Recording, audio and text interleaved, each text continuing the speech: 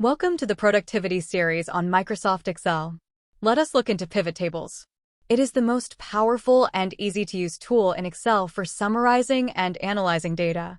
This is a sample table which has details like marks scored by students, if they have taken part-time jobs during course, what are their career aspirations, and so on.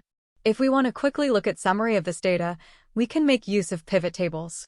To convert this data into pivot table, click anywhere within the data and then go to Insert tab on the top and click on Pivot Table option on the left.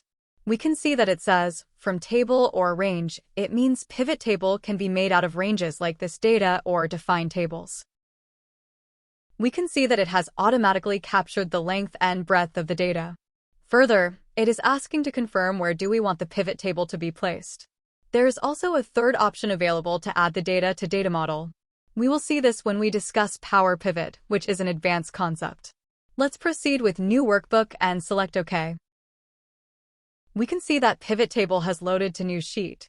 This is the Pivot Table report area, and on the right is Pivot Table Fields. Pivot Table Fields disappears on clicking outside the report area and comes back after clicking on it. Let's look into the components of Pivot Table Fields. Here we have the column headers of the data.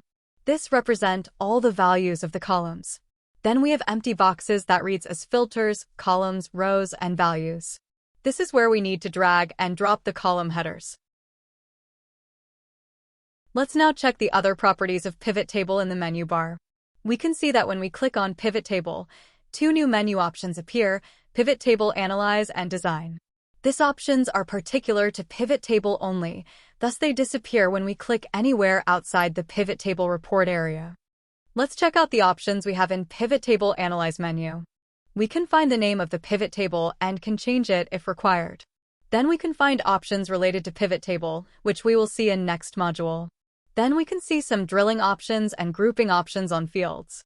Alongside, we can see Slicer option and Timeline options. These are handy for filtering values and dates.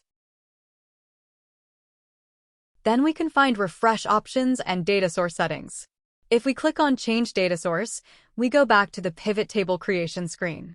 If we want to modify the range of data selected initially, then this is the way we can do it. We will see in next module where we might need this option and where we can avoid. Then we have options of clearing, selecting, and moving pivot tables. Then we see options to create field items and sets, pivot charts, and recommendations. This makes Pivot Table more powerful. Pivot field lists can be brought back by clicking on Field List option. Alternative is by right-clicking on Pivot Table and selecting Show Field List. We have now sufficient information to start creating a simple pivot table. Let's go to the headers area and drag and drop a field. We can see on the left, gender has two values, male and female. Now, let's drag and drop a subject marks into values. We can see that, by default, the values are totaled. This doesn't make any sense in this context. So we can change the sum to average this way. This gives the information that average marks by gender are near to each other as a whole. We can then have question like, will this be true if we drill down by part-time job field? So we can go to the fields and drag and drop part-time field below the gender under rows.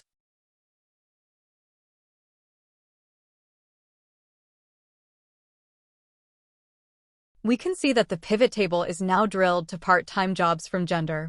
We can see that there is some difference in males with and without part-time job, but there is not much difference in average scores for females. Now let's try to analyze using career aspirations. Go to Fields and remove the part-time field from rows. Then select the Career Aspirations field and drop it below gender. Since there are a high number of variables within career aspiration, let's sort the average scores from highest to lowest. We see that females with highest scores have aspirations for doctor or scientist. Similarly, we can check for males. If we want, we can visualize drilling profession by gender. Just swap the fields and rows. We can see males with aspiration of doctors have higher scores than females. Thus, in this module, we have seen how to easily create pivot tables and its interface properties. We played by changing fields in the rows box and saw how diverse analysis can be done quickly. This is what makes pivot tables so powerful tool for analysis.